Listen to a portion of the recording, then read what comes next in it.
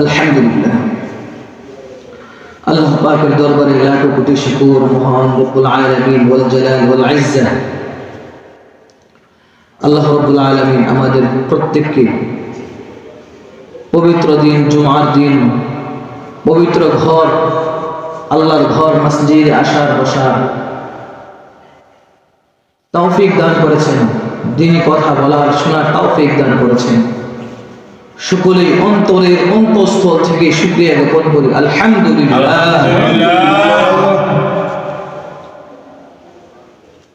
এই পবিত্র জুমার দিন পেয়ে আমরা খুশি না রাজা?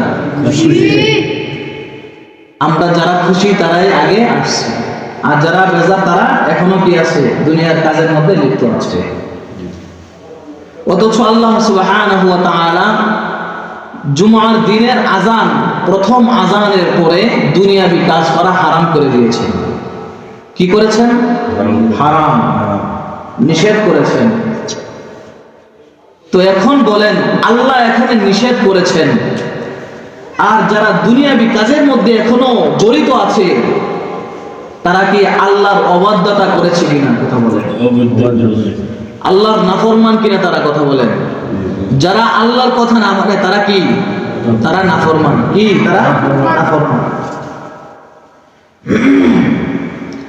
এই পৃথিবীতে আমার রবের চেয়ে, আমার সৃষ্টিকর্তার চেয়ে আর কেউ বড় আছে? না। তিনি আল্লাহ, তিনি আল্লাহু আকবার, তিনি সবচেয়ে বড়। তিনি কি? তিনি সবচেয়ে বড়, তিনার চেয়ে বড় আর কেউ নাই। কুল হুয়াল্লাহু আহাদ, তিনি কে? কয়জন? তিনি কয়জন? একজন। আহাদ মানে এক, আহাদ মানে এক। কুল হুয়াল্লাহু আহাদ, তিনি এক, অদ্বিতীয়, তার কেউ নেই, কি নেই? কোনো কেউ নেই, এবং কি নেই? কোনো শরীকও নেই। এটা বিশ্বাস করেন তো? এটা মনে প্রাণে বিশ্বাস করেন তো নাকি? নাকি এরকম বিশ্বাস স্থাপন করেন যে আল্লাহর সাথে শরীক আছে? না, শরীক এটা কখনো মানা যাবে? এরকম লালন করা যাবে অন্তরে? বিশ্বাসও করা যাবে না, অন্তরে লালনও করা যাবে না, এবং কি এটা বলাও যাবে না। কুল হুয়াল্লাহু আহাদ আল্লাহুস সামাদ লাম ইয়ালিদ ওয়া লাম ইউলাদ ওয়া লাম ইয়াকুল লাহু কুফুয়ান আহাদ। আল্লাহ এক, তার কেউ শরীক নেই, তিনি অদ্বিতীয়। লা ইলাহা ইল্লাল্লাহ, নেই কোনো মাবুদ একমাত্র আল্লাহ ছাড়া। তো আমরা শুরুতেই মহান রব্বুল আলামিনের জিকির করেছি। জিকিরটা কি করেছি? লা ইলাহা ইল্লাল্লাহ, লা ইলাহা ইল্লাল্লাহ। তাহলে আমরা এতক্ষণ কার গুণগান গেয়েছি? আল্লাহর গুণগান গেয়েছি। এটা মনে প্রাণে বিশ্বাস করেন তো যে আল্লাহ ছাড়া কোনো মাবুদ নাই? এটাই তো বলেছি এতক্ষণ, লা ইলাহা ইল্লাল্লাহ, লা ইলাহা ইল্লাল্লাহ। এটা কি করেছি এতক্ষণ? আমরা জিকির করেছি, আমাদের জবান দ্বারা তালকিন করেছি। এর দ্বারা কি হয়? এর দ্বারা আমাদের অন্তর, আমাদের কলব, আমাদের অন্তর, আমাদের কি কলব কি হয়? পরিষ্কার হয়। কি হয়? পরিষ্কার হয়। কেমনে পরিষ্কার হয়? আমাদের কলব, আমাদের অন্তর, আমাদের গুনাহের কারণে আমরা যখন একটা গুনাহের কাজ করি, একটা গুনাহ করলে সেই কলবের মধ্যে একটা দাগ পড়ে যায়। কি পড়ে যায়? একটা দাগ পড়ে যায়। এখন মনে করেন আমাদের এখানে রড আছে, এই রড যদি আমি এখন বাইরে ফেলে রাখি বা এখানে যদি পড়ে থাকে, তাহলে এটার মধ্যে কি মরিচিকা পড়বে কিনা? কথা বলে, পড়বে কিনা? পড়বে না। তো বান্দা যখন গুনাহের কাজ করে এবং গুনাহ করে, সে যেই হোক না কেন, যে আমি আলেম হয়ে এখন আমি গুনাহের কাজ করতেছি, আমার জন্য অন্য নিয়ম, এমনটা নয়। আমি হাফেজ সাহেব, আমার জন্য যে আল্লাহ রাব্বুল আলামিন অন্য নিয়ম করেছেন এটা নয়। আপনি ডক্টর, ইঞ্জিনিয়ার, আপনি এই করেন সেই করেন, বুঝেন নাই? আপনি এমপি, মন্ত্রী, যেই হন না কেন, সবার জন্য কি একই নিয়ম। যেই গুনাহের কাজ করবে তার অন্তরে একটা দাগ পড়ে যাবে। একটা গুনাহ করলে একটা কি করে? দাগ পড়ে যায়। আর সেই ডাক দূর করার জন্য এই বেশি বেশি কি করতে হবে? জিকির করতে হবে, আল্লাহর গুণগান গাইতে হবে, আল্লাহর প্রশংসা কি করতে হবে? করতে হবে। লা ইলাহা ইল্লাল্লাহ, লা ইলাহা ইল্লাল্লাহ। এর পাশাপাশি এই কলবকে পরিষ্কার করার জন্য আরেকটা মাধ্যম হলো বেশি বেশি ইস্তিগফার পাঠ করা। কি করা? বেশি বেশি ইস্তিগফার পাঠ করা। আস্তাগফিরুল্লাহ, আস্তাগফিরুল্লাহ, আস্তাগফিরুল্লাহ, আস্তাগফিরুল্লাহ ওয়া আতুবু ইলাইহি। এইভাবে কি করতে হবে? পাঠ করতে হবে। যদি আরো লম্বা করেন করতে পারেন, আস্তাগফিরুল্লাহ আল্লাযী লা ইলাহা ইল্লা হুয়াল হাইয়ুল কাইয়্যুম ওয়া আতুবু ইলাইহি লা হাওলা ওয়া লা কুওয়াতা ইল্লা বিল্লাহিল আলিয়্যিল আযীম। হ্যাঁ, এগুলো পাঠ করলে কি হয়? অন্তর পরিষ্কার হয়। কি হয়?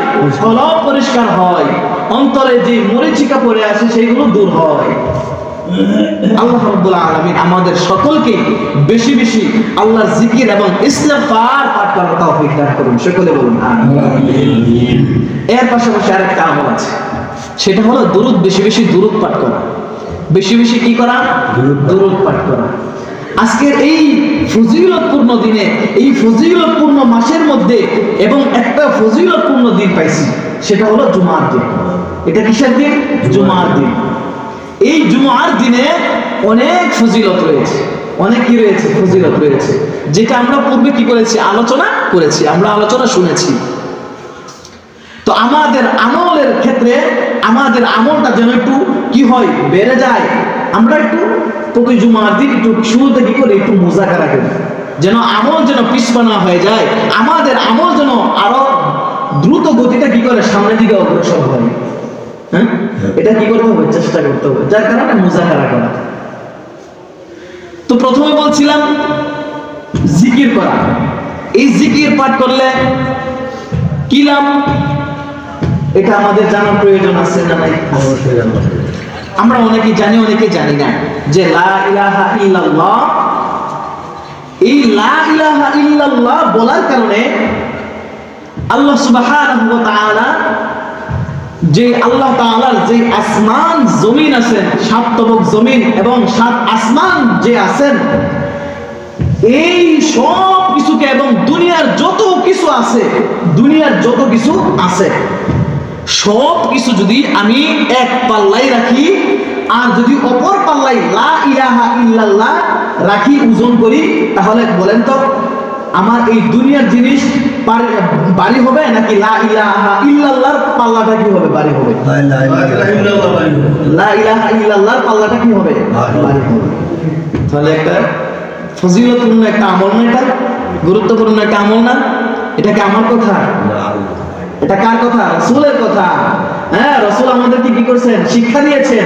আচ্ছা, তাহলে আমি প্রশ্ন করি আপনাদেরকে, আমরা জানি, তারপর একটু আবার একটু মনে করেন মুজাকারার ক্ষেত্রে একটু মানে মাঝে মধ্যে আপনাদের থেকে একটু নিতেও হয়। আমাদের নবীর নাম কি একটু বলেন তো শুনি? মুহাম্মদ সাল্লাল্লাহু আলাইহি ওয়াসাল্লাম।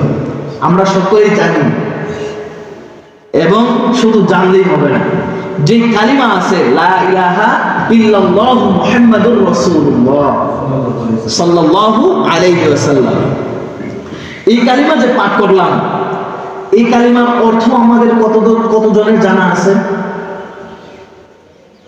গুরুত্বপূর্ণ একটা বিষয় না বাবা? একটা গুরুত্বপূর্ণ বিষয় না? আমরা মুসলমান, আমরা কি? আমরা মুসলমান। আমরা কি নিজেরা মুসলমান হয়েছি নাকি আমরা মুসলমান সূত্রে আমরা মুসলমান হয়েছি? কথা বলেন।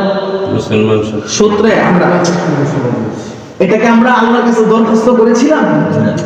দরখাস্ত ছাড়াই কি করেছেন? আল্লাহ সুবহানাহু ওয়া তাআলা আমাদেরকে মুসলমানের ঘরে কি করেছেন? জন্ম দিয়েছেন। এটা শুকরিয়ার বিষয় না? তাহলে শুকরিয়া আদায় করি, আলহামদুলিল্লাহ।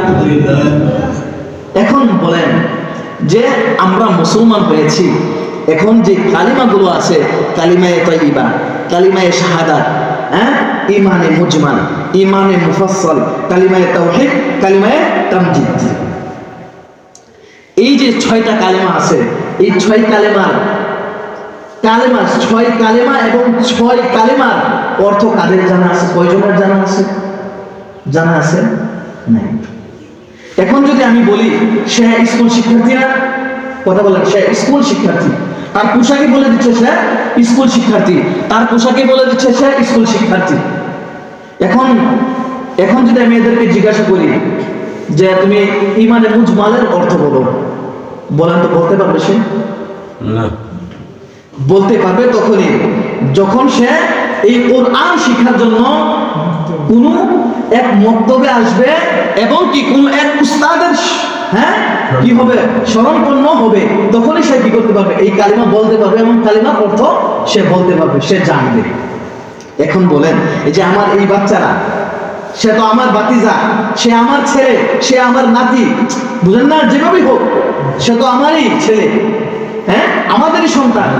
এখন যে আমি তাকে কালিমা শিখাইলাম না, তাকে কালিমার অর্থগুলো জানাইলাম না, এর জবাব দিয়ে তাকে করতে হবে, আমাদেরই করতে হবে। কথা বলেন, তাকে করতে হবে।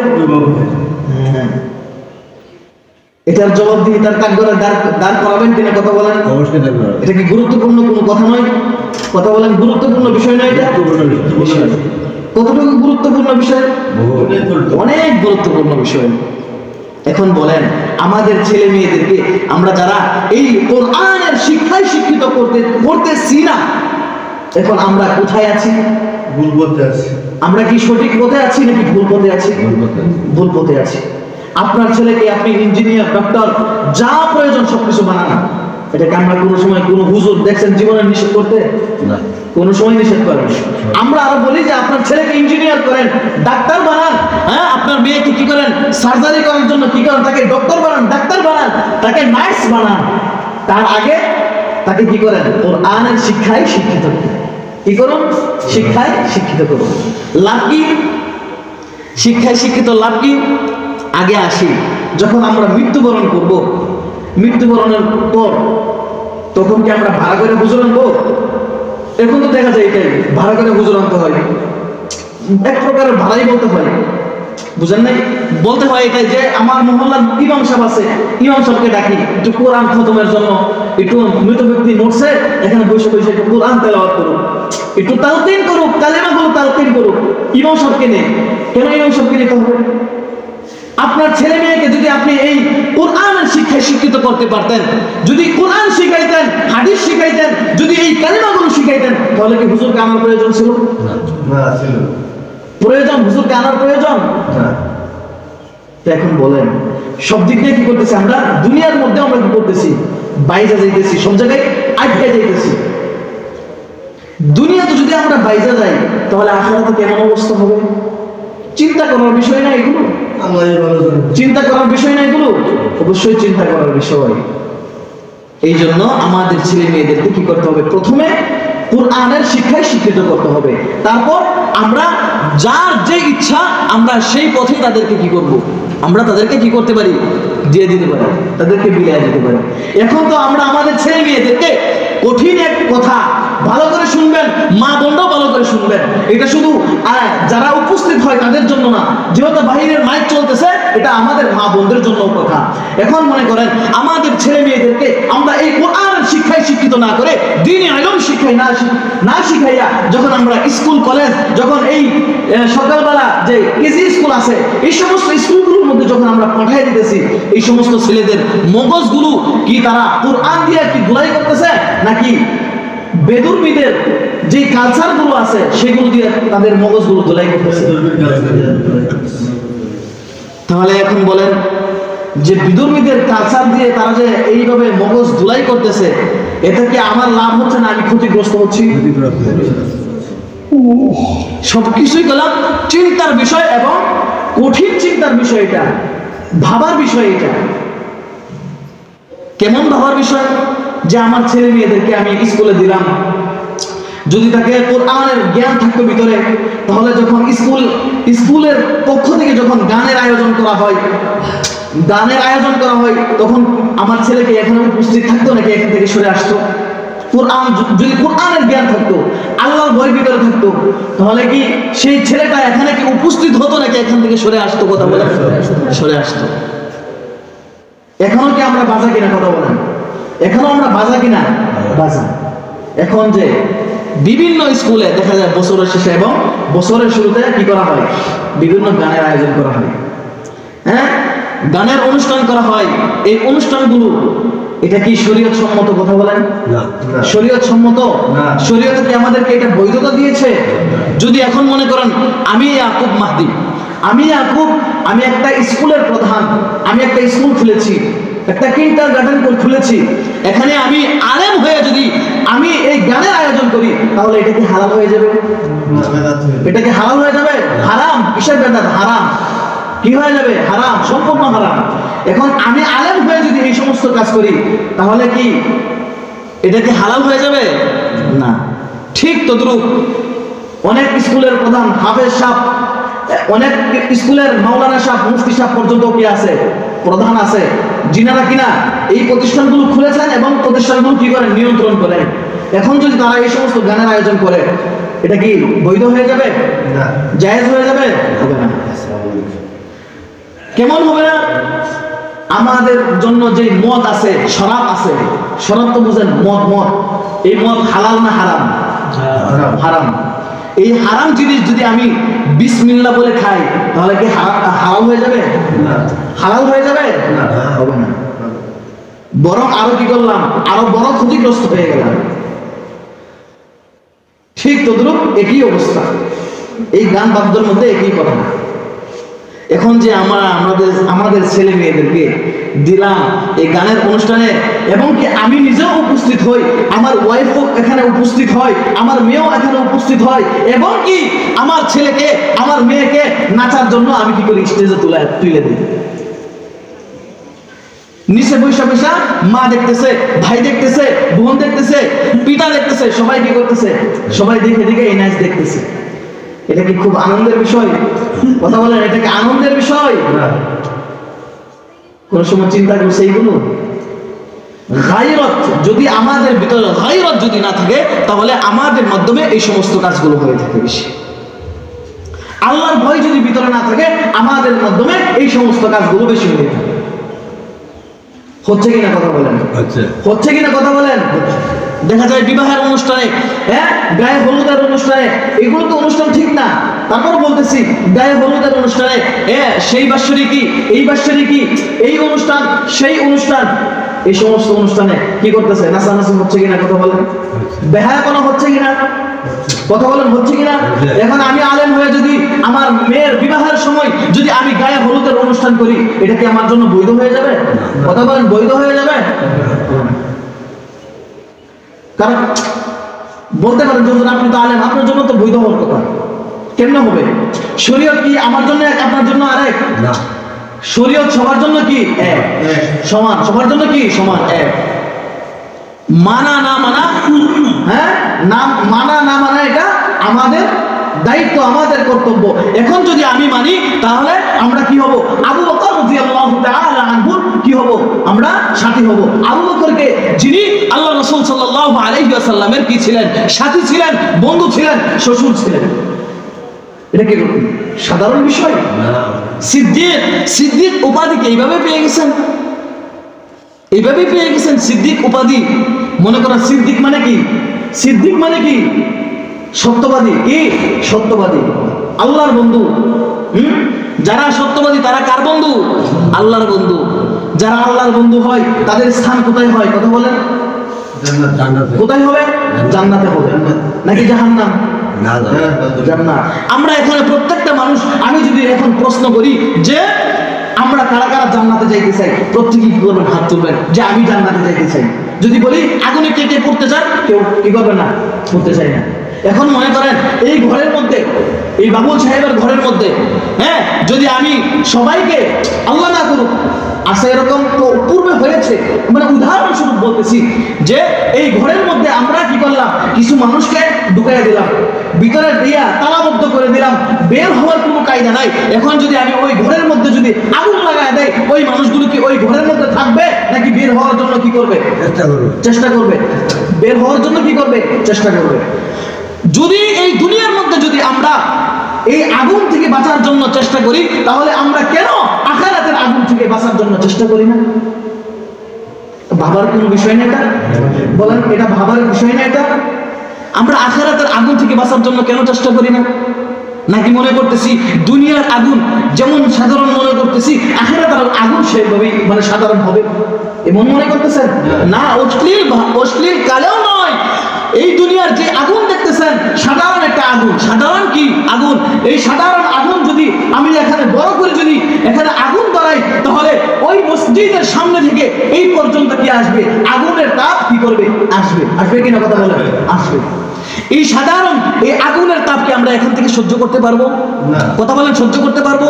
কেউ পারবো না। এখানে আমিও পারবো না, আপনিও পারবেন না, আপনারা কেউ পারবেন না, মা বোনেরাও কি করবে না এই আগুন থেকে বাঁচার জন্য, হ্যাঁ, এই আগুনের তাপ কি করতে পারবে না? সহ্য করতে পারবে না।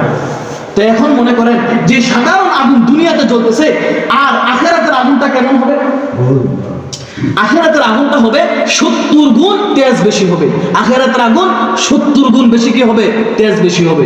ও যুবক ভাইয়েরা, আপনারা ভালো করে শুনবেন, কারণ আমাদের নফস এমন ভাবে আমাদেরকে ধোঁকা দেয়, আমরা আমাদের নফস যেদিকে ধোঁকা দিচ্ছে, আমাদেরকে যেই দিকে নিয়ে যাচ্ছে, আমরা সেদিকে কি করতেছি? আমরা সেই গুনাহের দিকে আমরা কি করছি? ধাবিত হচ্ছি।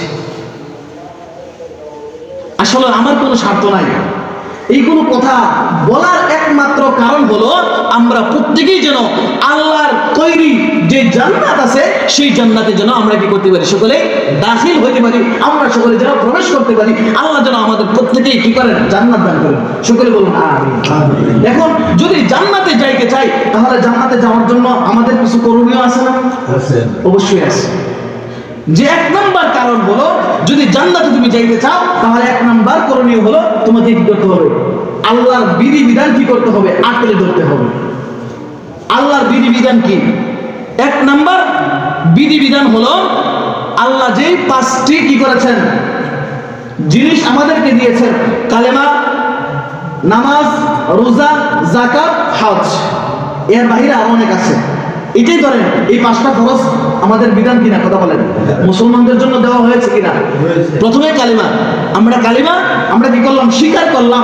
কালিমার অর্থ অনেকে জানি, অনেকে জানি না। কালিমার অর্থ যারা না জানি, আমরা প্রত্যেকে কালিমার অর্থ শিখে নিব। এটা আমাদের জন্য কর্তব্য। কালিমার অর্থ শিখা আমাদের দায়িত্ব, ইমানি দায়িত্ব। এখন যদি কালিমার অর্থ যদি না জানি, তাহলে আমরা কিভাবে তাহলে মুহাম্মদ সাল্লাল্লাহু আলাইহি ওয়াসাল্লামের উম্মত হিসেবে আমরা পরিচয় দিব? কথা বলেন ঠিক কিনা? পরিচয় দেওয়ার কোনো কায়দা আছে? কোনো কায়দা নেই। এই কালিমার অর্থ কি করতে হবে? শিখতে হবে, স্বীকার করতে হবে অন্তরে। হ্যাঁ, এগুলা কি করতে হবে? মানতে হবে। যদি না মানেন, তাহলে আপনি দিন থেকে খারেজ হয়ে যাবেন। পেয়ারের উপস্থিতি তো কালিমা, নামাজ, রোজা, যাকাত, হজ। তার মধ্যে নামাজ আল্লাহর বিধান। হ্যাঁ, কালিমা স্বীকার করলাম। নামাজ কি করতে হবে? আঁকড়ে ধরতে হবে।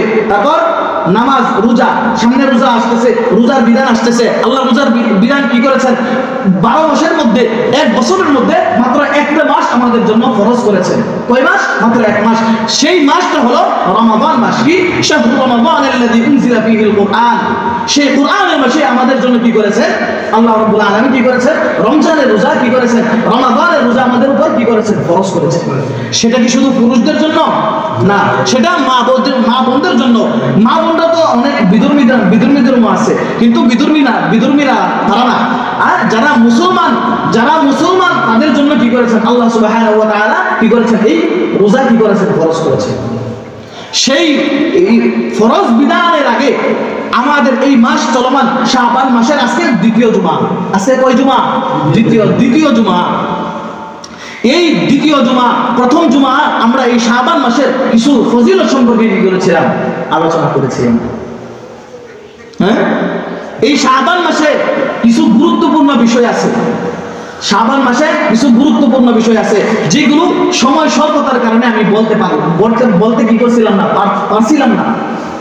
হ্যাঁ, এখন আমাদেরকে সেই বিষয়গুলো আমাদেরকে জানতে হবে। তার মধ্যে হলো এই শাবান মাসের কিছু ইতিহাস, তার মধ্যে হলো রোজার ফরজ হওয়ার বিধান। তারপর বলছিলাম যে কিবলা পরিবর্তন, কিবলা কি হয়েছিল? পরিবর্তন হয়েছিল। তারপর 3 নাম্বার ঘটনা ছিল দ্বিতীয় বদর।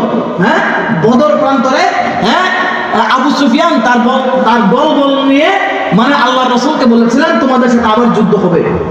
সেই কারণে কি করেছিলেন? দ্বিতীয় বদর আবার কি হয়েছিল? হ্যাঁ, অনুষ্ঠিত হয়েছিল। কিন্তু তারা কিছু দূর যাওয়ার পর তারপর আবার এখান থেকে বয়া পিছপা হয়ে গেছে। তারা আবু সুফিয়ানের দলেরা। যাই হোক বিস্তারিত আসবে। 4 নাম্বার ঘটনা হলো গাজওয়ায়ে বনি মুস্তালিক ও ইফকের ঘটনা। হ্যাঁ, তারপরে শাবান মাসের ফজিলত সম্পর্কে টুকটাক আলোচনা হয়েছে।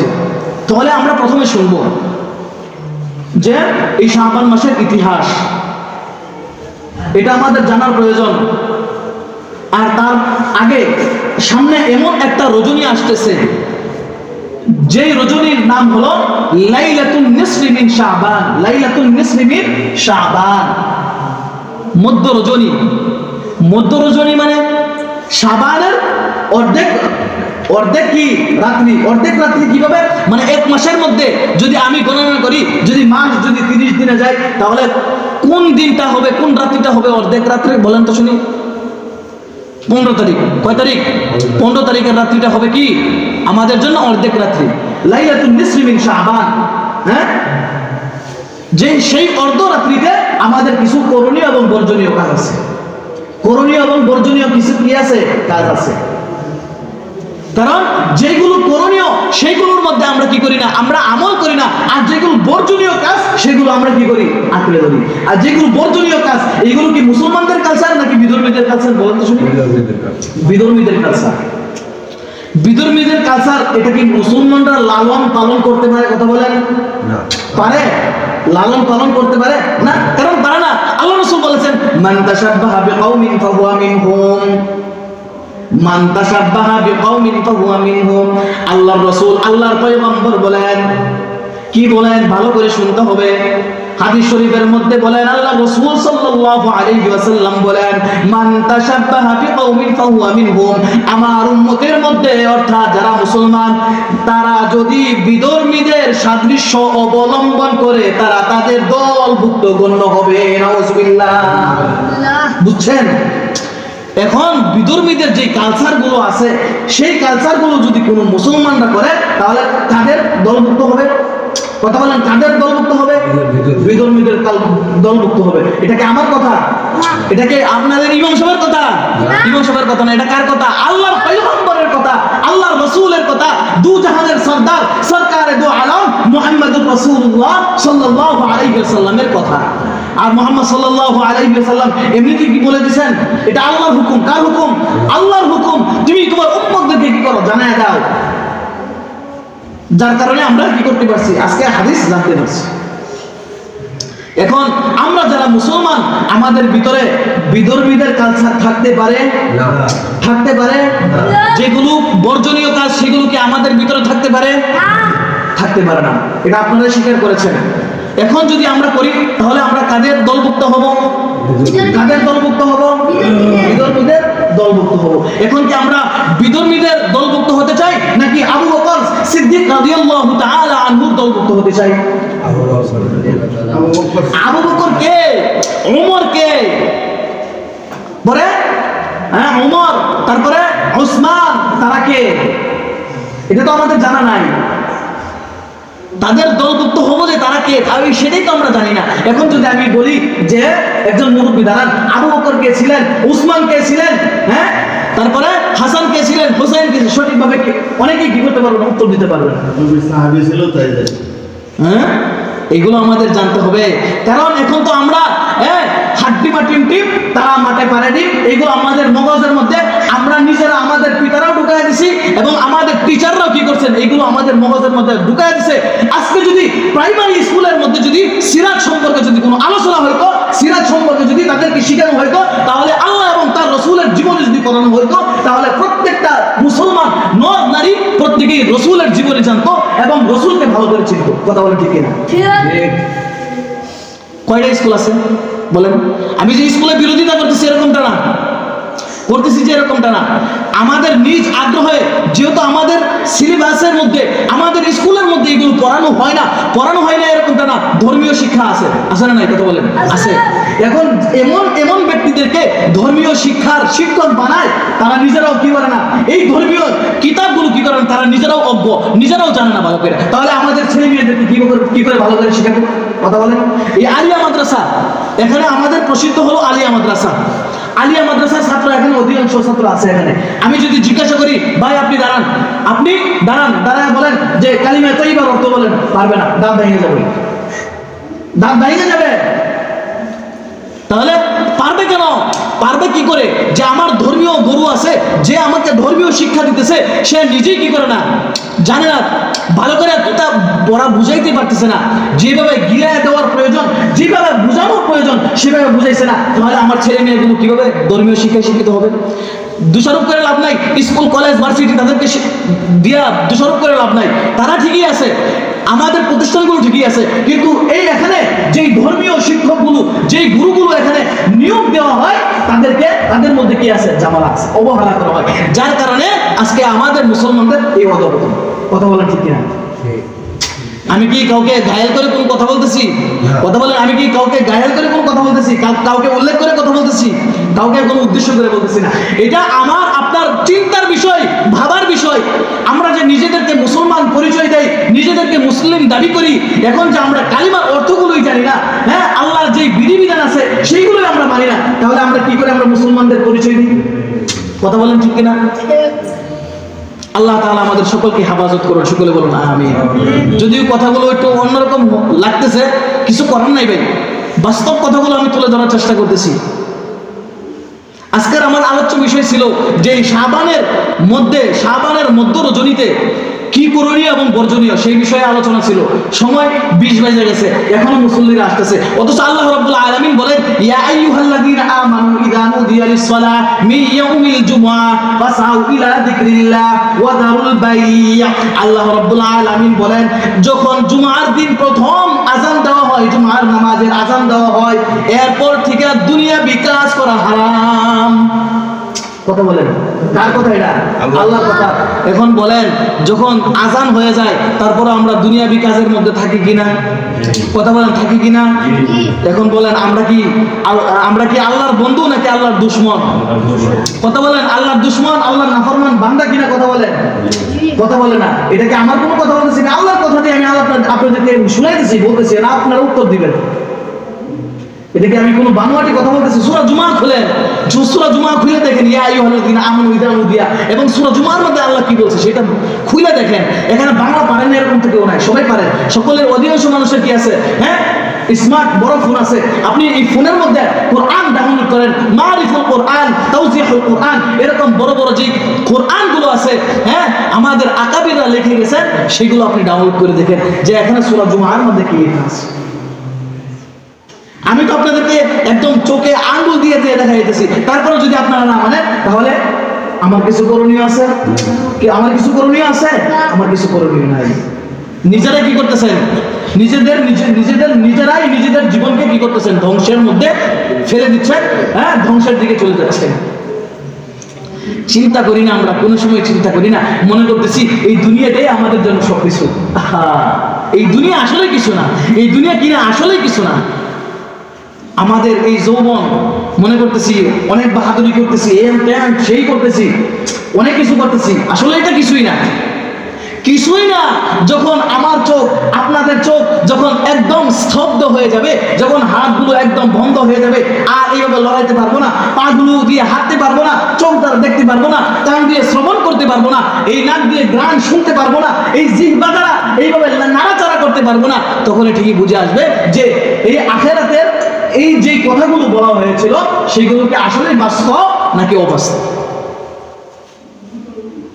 আফসোস লাগে, আফসোস লাগে। আমরা মুসলমান, যেভাবে আমাদের আল্লাহ এবং তার রাসূল আমাদেরকে যেভাবে বলেছেন চলার জন্য, সেভাবে না চলে আমরা এখন বিধর্মীদের যেই কালচারগুলো আছে সেগুলো এখন আমরা মুসলমানরা লালন পালন করতেছি। অথচ বিধর্মীরা গিয়ে দেখবেন তারাও তাদের কালচারগুলো রীতিমতো কি করে না, পালন করে না, কিন্তু মুসলমানরা ঠিকই কি করতেছে? লালন পালন করতেছে, বিধর্মীদের গুলো লালন পালন করতেছে। আল্লাহ আমাদের প্রত্যেককে হেফাজত করুন, সকলে বলুন আমিন। প্রিয়ার উপস্থিতি, লম্বা অনেক কথা, হ্যাঁ, ইনশাআল্লাহ সামনে রজনী আসতেছে, হ্যাঁ, সেই রজনী লাইলাতুন নিসফি মিন শাবান, অর্থাৎ শবে বরাত। শবে বরাতের রাত্রি কবে মনে আছে? বলতে পারেন কেউ? শবে বরাতের রাত্রি কয় তারিখে বলতে পারেন? 3 তারিখ। হ্যাঁ, কয় তারিখ একটু বলেন শুনি। কয় তারিখ? 3 তারিখ। কয় তারিখ? 3 তারিখ, অর্থাৎ আগামী কি বার? আগামী কি বার? মঙ্গলবার। আগামী কি বার? কথা বলেন, আগামী কি বার? মঙ্গলবার দিন গিয়া রাত্রে। আগামী কি বার? সবাই বলেন, না বলে তো মঙ্গলবার দিন। কিবার মঙ্গলবার দিন গিয়ে কি রাত্রি, অর্থাৎ শাবানের কয় তারিখ, শাবানের 14 তারিখ কিবার পরে, হ্যাঁ শাবানের 14 তারিখ পরে আপনার এই মঙ্গলবার।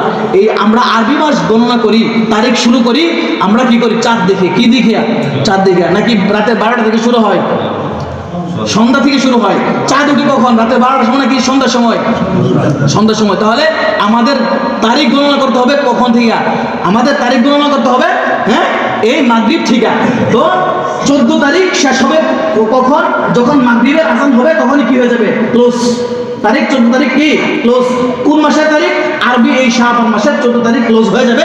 15 তারিখ শুরু হবে কখন, কখন মাগরিব থেকে শুরু হবে।